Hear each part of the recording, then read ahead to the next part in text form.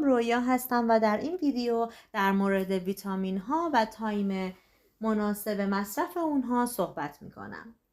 ویتامین D، ویتامین محلول در چربی. بدن ما برای رشد و استحکام استخوان ها به ویتامین D نیاز داره. بهترین زمان مصرف بعد از غذا یا همراه غذا.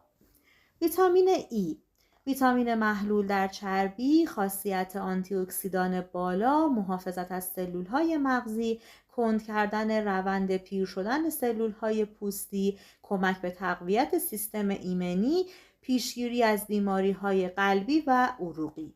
به طور معمول هر 2 یا 3 روز یک بار همراه با غذا. ویتامین های گروه B، ویتامین های محلول در آب. بهترین تایم مصرف صبح ناشتا. ویتامین B12 برای مواردی چون احساس خستگی و ضعف، رنگ پریدگی، زرد شدن پوست، سردرد مداوم، افسردگی و تغییرات خلق، مشکلات گوارشی مثل یبوست، ضعف در تمرکز، سوزن شدن پاها، عدم کاهش وزن به دلیل استوپ وزنی.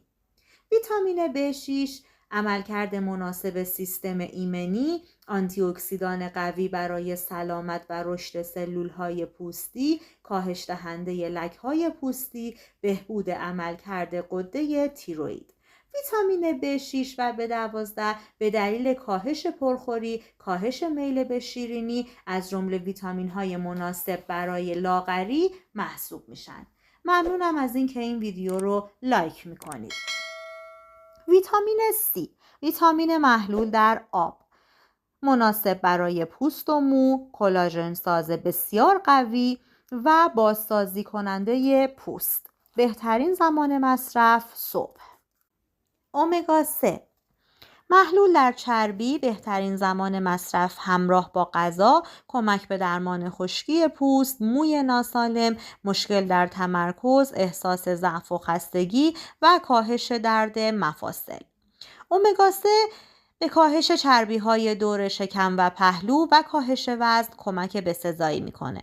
به همین دلیل از جمله موارد مناسب برای لاغری به حساب میاد. منیزیم، بهبود عملکرد سیستم عصبی عضلانی، استحکام استخوان‌ها، کاهش سردرد، کاهش گرفتگی عضلات.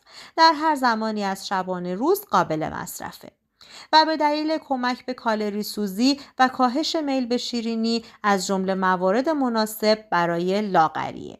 کلسیم، شبها قبل از خواب، پیشگیری از پوکی استخوان و درد مفاصل و بهترین گزینه برای استفاده ورزشکاران.